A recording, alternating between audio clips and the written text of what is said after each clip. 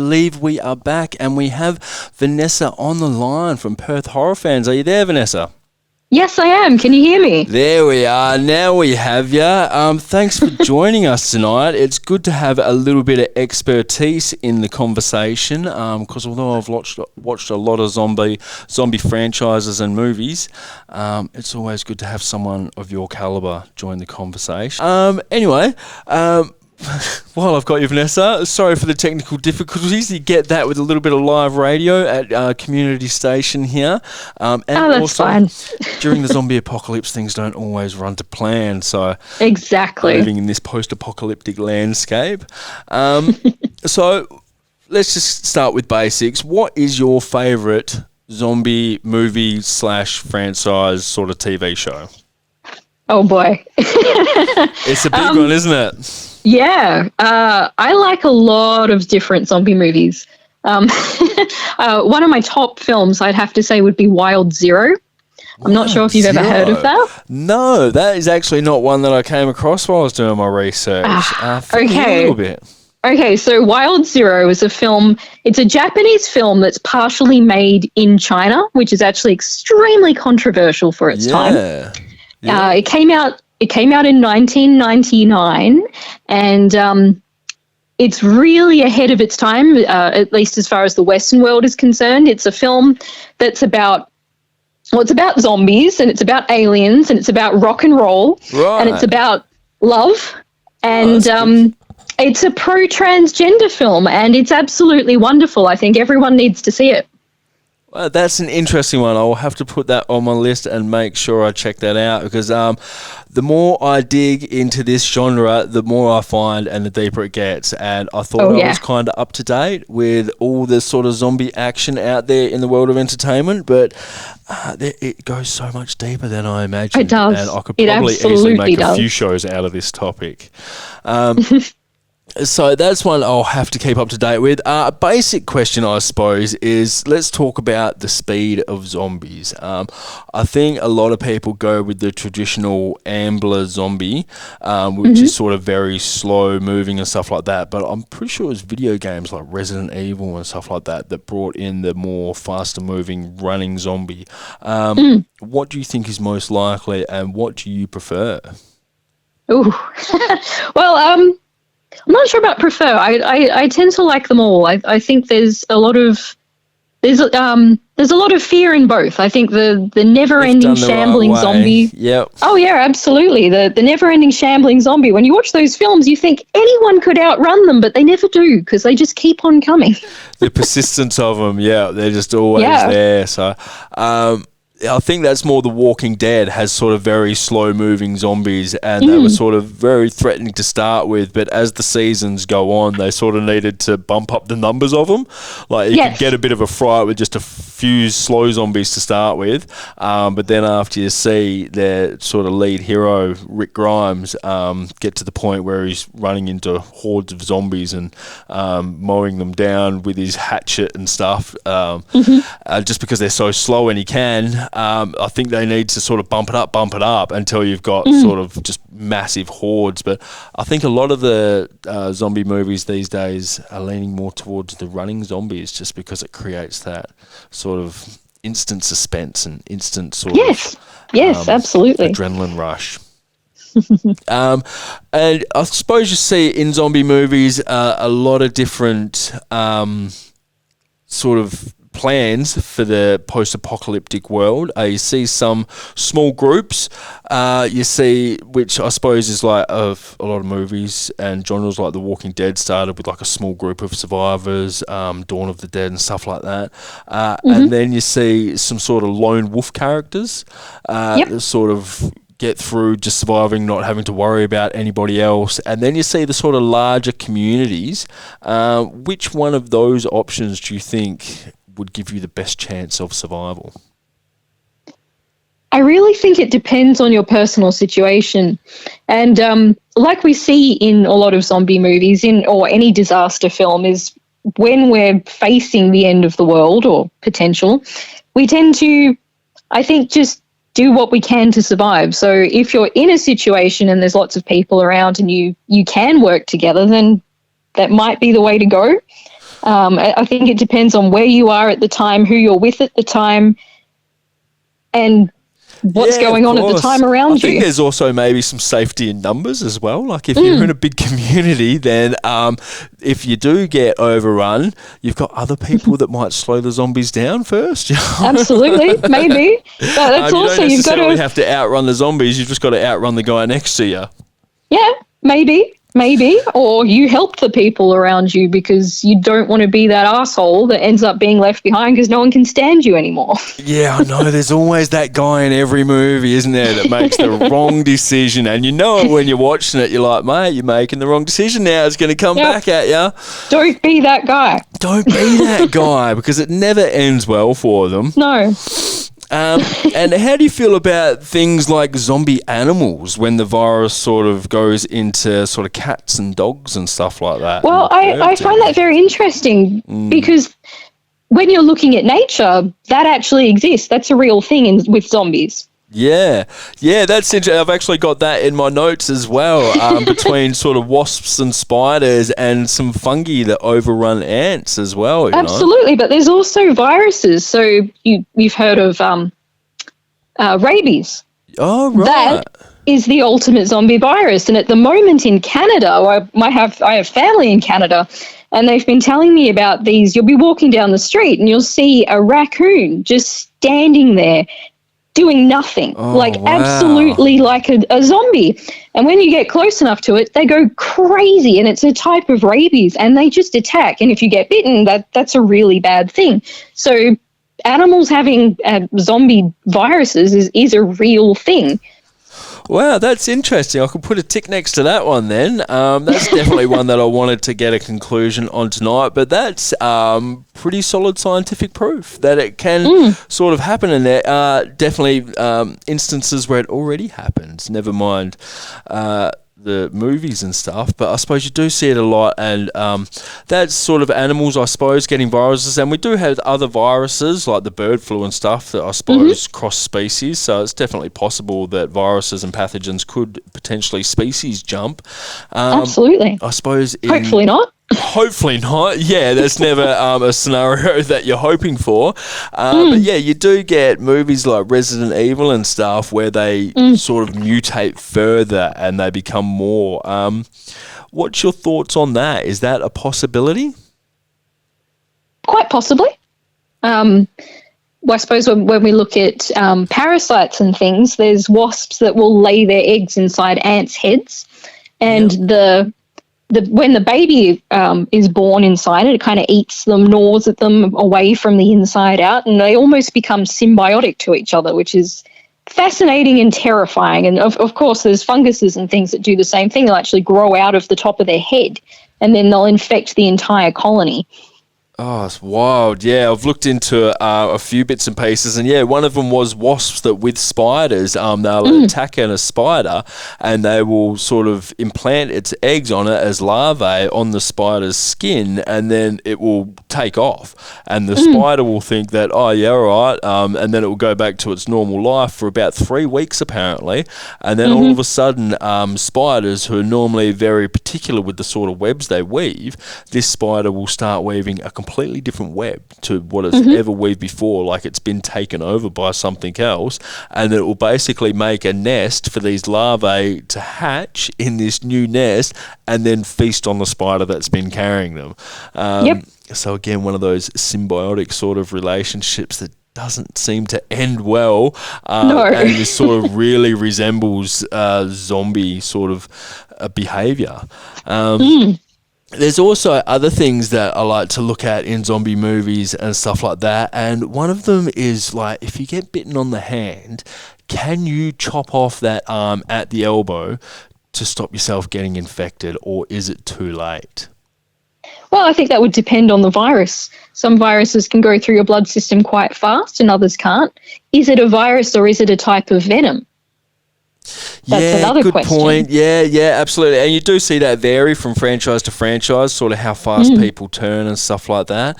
So I suppose there's no real generic sort of 5-second rule where if you've been bitten but we take care of it real quick, you'll be all right. So, it's interesting. I suppose it's more depends on the plot point that the creator's trying to portray, I suppose. And where else was I? What would be like your sort of top 5 items that you think if the zombie apocalypse broke out, you would be looking for to start with? Oh boy. Yeah, it's a hard one. I saved the good ones for you. Oh yeah, well I think definitely some sort of machete blade, a long blade, as long as you actually know how to use it well, I think is a very good thing. I'd also be trying to get something to keep it sharp, to actually maintain it, which is something I think a lot of people don't think about, because if you're slashing through flesh and bone and all sorts with them, they're going to go blunt pretty fast. The blade is going to blunten. Yeah, I've always been a fan of the blades. I do have a couple of props in here at the moment. I was just playing with the sword. But the sword doesn't run out of ammo, but I suppose you don't really think about it blunting. And then it basically just being a stick. Guns. I've never been a big fan of guns in zombie movies. Mainly because they create too much noise. And as you might take care of that immediate threat, but now every zombie in a 5-kilometre radius is going to start moving towards you. Exactly. But if you do have a gun on you, they can be used as a weapon without firing. So if you can use it close range to hit them. Just like pistol whip a zombie. Exactly. Like go gangster on it and just go upside ahead of a zombie. Exactly. Yeah, I like it. And that's one thing that I can't stand in zombie movies is they run out of ammo and they just ditch the gun. Yes, if you're in a close gun. Well, exactly. If you're in a point where it's slowing you down to have it on you, then by all means. But if you can keep it, you may find more ammo later on, or, like I said, you can use it as a close-range weapon if you need to. Yeah, right. You've put a bit of thought into that. I like that. Where would be sort of your destination in a zombie apocalypse? Because I've sort of got my plans, but I thought it would be interesting to ask you, where would you think would be? Because obviously you want to get yourself to some sort of geological advantage point. Where do you think that would be? Well, I think, it would depend on what the situation was. Like a lot of zombie movies, maybe getting out into the middle of the ocean might be a good way of survival, as long as they can't swim. They can't swim. And as long as they can't come walking under the water, which are in some films you do get. Like, I don't know if you've seen Zombie 2, the Italian film. No, not Zombie 2. It was, I think Survival of the Dead was one that had zombies walking underwater. But no, so this one is called Zombie 2. It's ZOMBI 2. Yeah. And in this film, now this is a crazy, crazy Italian film. It's sort of it's nuts. It rips off a lot of other films, but it's absolutely famous because it had a stuntman in it whose real job was to work with sharks do stunts with them. And in the film, he's dressed up underwater as a zombie attacking a real shark. What? Yeah. Wow. You have to see it. Occupational health and safety on that. There was none back in those days. Unreal. All the classics. Oh, yeah. So zombie versus shark scene is what it's absolutely famous for. But it's also, you may have seen it, there's an image of a zombie's face with sort of worms all coming out the eye. Oh, yeah. So that's from that film as well. That's probably one of the other most famous scenes in the film, but it's absolutely crazy. And if you look at the zombie franchise, it's a little bit all over the place. It's really difficult to work it out because they didn't really figure out copyright issues back then. There's a lot of films in the zombie franchise. I think there's like 2 or 3 of them that are called Zombie 3 or Zombie 4 or Zombie 5, and it goes all over the place, and some of them Italian and some of them from other countries, and it's a fantastic franchise, and it's absolutely ballistic and crazy, and if you can track them down, I highly recommend them. And so they all sort of exist in the same universe, but they're different unrelated stories? Kind of, yeah. They're sort of related, but not. They're all over the place. But I highly recommend them. If you love zombie movies and something a bit different, check out the zombie franchise. Yeah, cool. Yeah, I'll have to check that one out. Again, I'm finding so much stuff. But, like The Walking Dead started with just sort of their run, and now they've branched off, and there's like a whole Walking Dead universe, which, to be honest, I haven't had time to keep up with. There's so many of them. But, yeah, you know all the classics, which is quite interesting. I thought it'd be interesting also to ask you, because you do obviously know so much about it. How do you feel about movies like Pet Sematary? Do you classify the pets as zombies? Yeah, I think so. I think they tick all the boxes, don't they? Especially sort of coming back out of the grave. It goes back to some of the original zombie mythos. Yes. It's basically anything that has been died and come back to life can be a zombie. Or going back to the voodoo thing, which is very, very interesting, because a lot of people to this day still believe in it. So right. A lot of people think of voodoo and they think of voodoo dolls and all sorts of curses and things, but that's not actually what voodoo is about. That's the Western fictional take on it.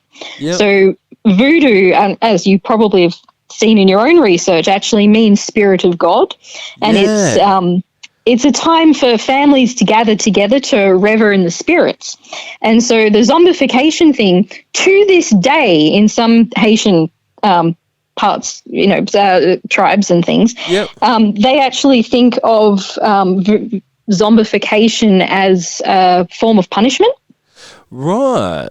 So there's been people, because it's such a poor nation, if you steal land, for instance, from someone, that is seen as being the equivalent to murdering someone. So as your punishment, you would have your soul drawn out of your body by these what we would see as witch doctors. Yep. And like you said, using the poisons and things, and they would be put in the ground, and they would hear everyone crying around their grave, and they would actually, because they had no other... dead and come back to life. Yes, so when they were brought back to life, they would be dug out. Like wander the graveyards and stuff like that. In a not exactly. They were actually nailed in. So they were nailed into there. So some people who have come back have actually had scars on their faces and things because the nails hit them when they were being nailed in. Wow. And they truly believed that they were dead because they would use things like pufferfish toxins and things to make them appear dead. Neurotoxin, that was the one, mixed with a little bit of datura extract. Yes, exactly. And so they had no knowledge of what had happened with this poison, so they truly believed that they were a zombie. So these people would come back and dig them up, and then their punishment would go on for them to be these zombie slaves, and they'd be forced to work in fields and things. And they truly thought that they were under control, and so they never would try to run away. Occasionally, one of them would try to kill the slave driver and things, but they would really think that they were these zombies, so they would never really fight back, and they just work in the fields and do what they were told. So they really it's a very interesting control thing. Them over a sort of prolonged period of time, and potentially and it's still done to this day. Oh wow, far out! I didn't realise it was still happening now. That's crazy.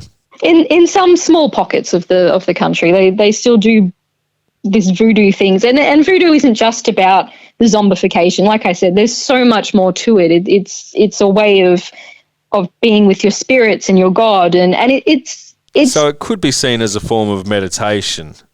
Yeah, meditation and religion, and in its own right. Yeah, right. And if there was to be a zombie outbreak, a zombie apocalypse, which people watching me on YouTube would think that I'm in the middle of a post-apocalyptic world. Do you think it would come from like a sort of patient zero that bites somebody and then it has to be transferred via a bite, or do you think it would come from a pathogen like coronavirus, like we've just seen spread around the planet, or would it be like maybe a small group of infected that could potentially rise from the grave? What do you think is the most likely one? I really think any of it is quite possible.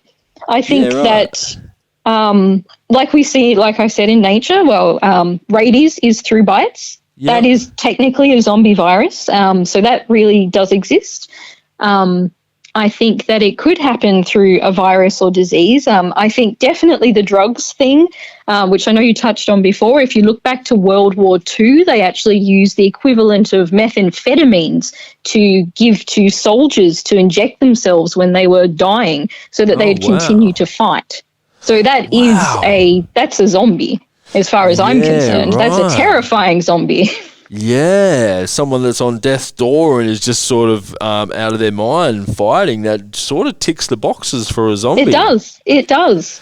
And I suppose, one of my next questions was going to be sort of what do you think is fast or slow? And I mean, a zombie, if you were to clarify that as a zombie, then that's a very fast zombie. A very fast zombie, It is. So, and sort of how do you feel about the science behind, can the brain survive without the organs? Can the body keep on moving just on the electricity in the brain? Well, it's again a possibility if we're talking theoretical and science fiction and things. But when people die, from what I've read about it, is that after your heart can stop, and I've read things with people who have come back to life, who've been brought back. I mean, that's technically a zombie as well, really. Yeah, right. Anybody that's sort of flatlined and come back to life, you could technically call a zombie. Technically speaking, you could say, and this absolutely no disrespect towards anyone, but technically you could even say that Jesus was a zombie. Oh, yeah, well, he did. He died and he was resurrected. Stories say that he was resurrected 3 days later, so that does sort of... But that doesn't mean that he was a bad zombie. Maybe there's good zombies out there too, to bring it back to your discussion earlier of Fido. Fido was a gorgeous, good zombie. Yeah, I haven't actually watched the Fido movie. It's a bit cheesy, but it's a lot of fun. And I don't know if you've seen Warm Bodies. That has a very good zombie in it. That's a beautiful romantic zombie film. It's like a teen rom-com zombie movie, isn't it? It's actually great. Yeah, right. I might have to check that out. Sometimes I judge a book by its cover too much and don't necessarily give them the time that I should. I need to dig deeper. It's a very fun film. If you go in with the idea that this is going to be a fun romantic comedy, you might enjoy it. And also one of my favourite zombie games would be Stubbs the Zombie, who is also a lovely, sweet, he goes around making zombies out of people, but he's a lovely, sweet character, and that's also got a romantic feel to it.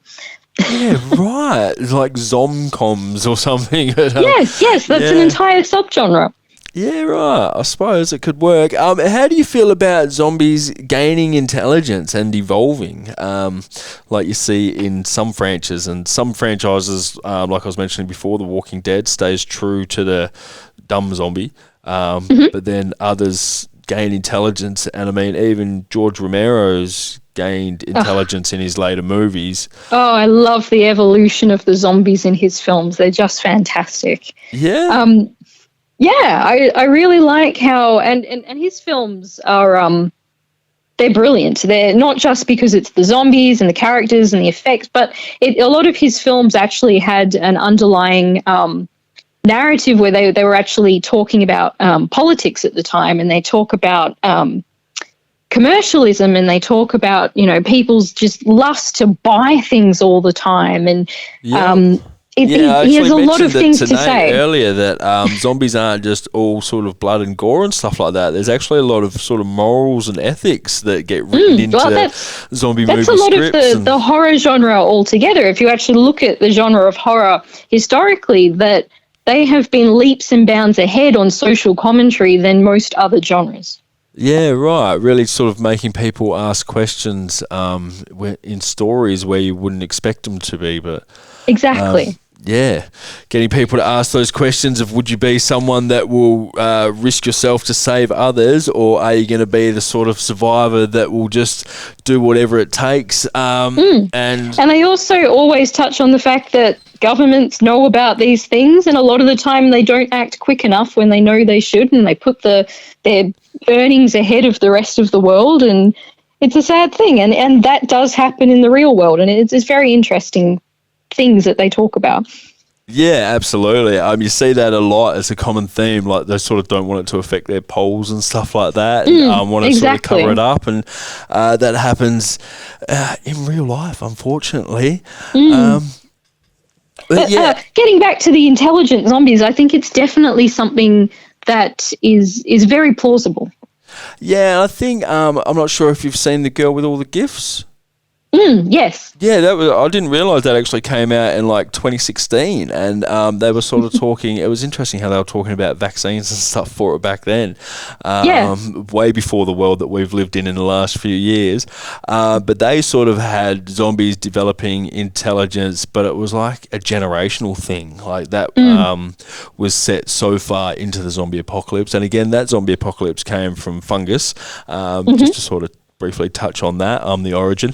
But yeah, they had kids that looked normal, behaved normally. They still had those zombie urges that would come up as if like any normal hunger comes up, like people get hungry.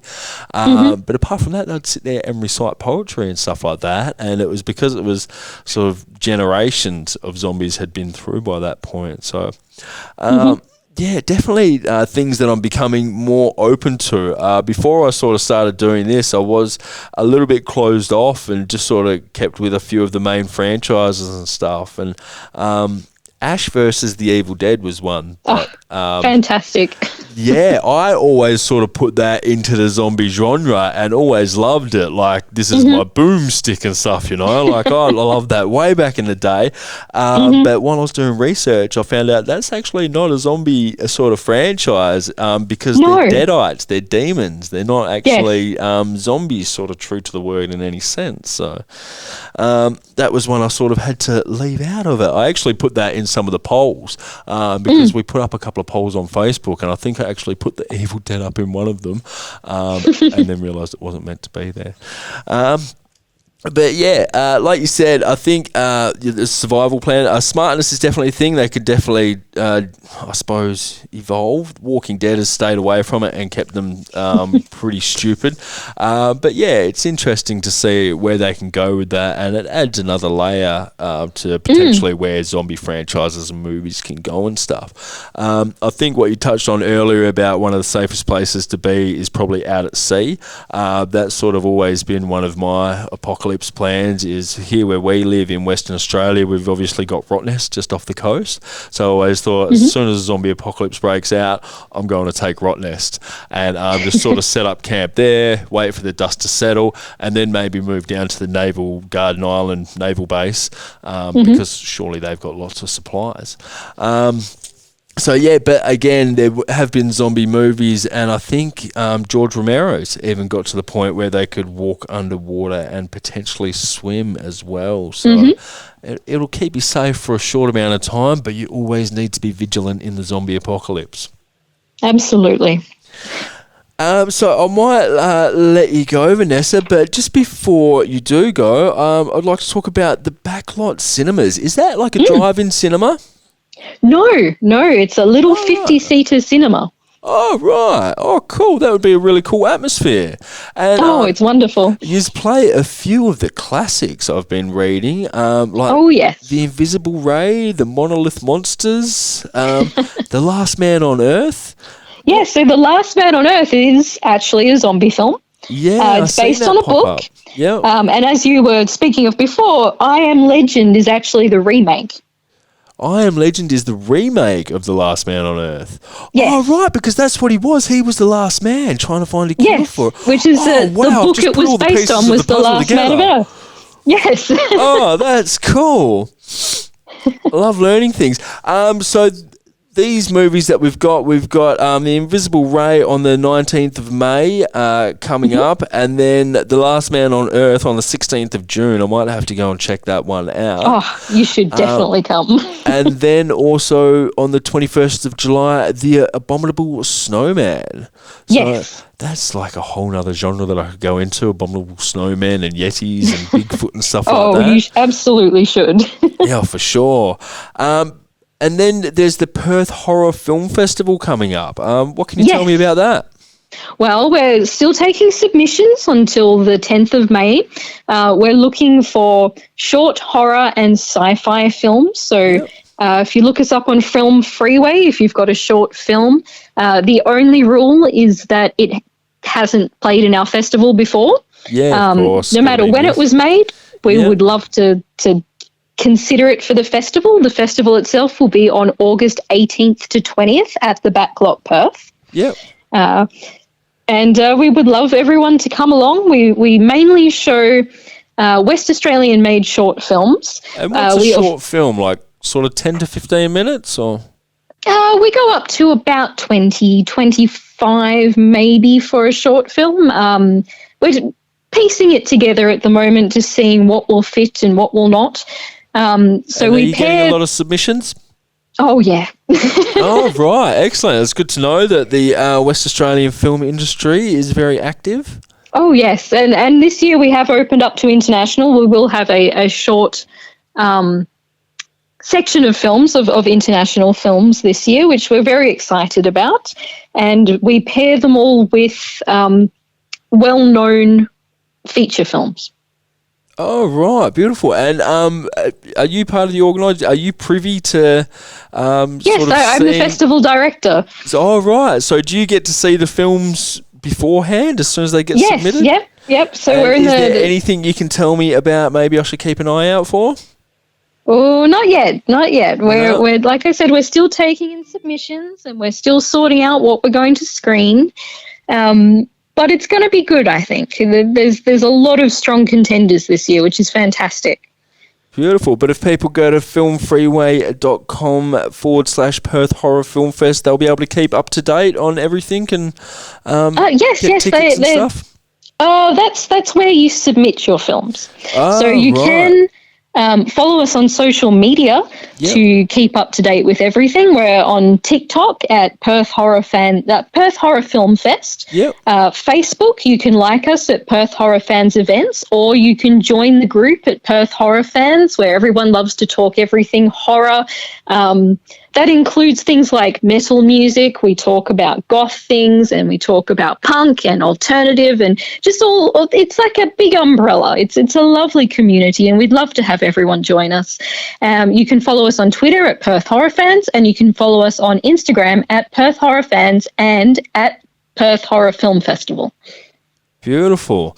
That I will have to check out all of that. And like I said, I'm pretty keen to get to this backlot and check out some of these films that you're showing and stuff. But again, thanks for being with us again tonight, Vanessa. Thanks for having me. I wish you all the best in the zombie apocalypse, and I hope you survive. Oh, I hope you survive too. No worries. All right, I'll let you go for now, and we're going to go to a song, The Girl Who Loved the Monsters by Rob Zombie, sticking with the zombie theme. So we'll go to that, and we'll be back soon. No worries. Bye for now.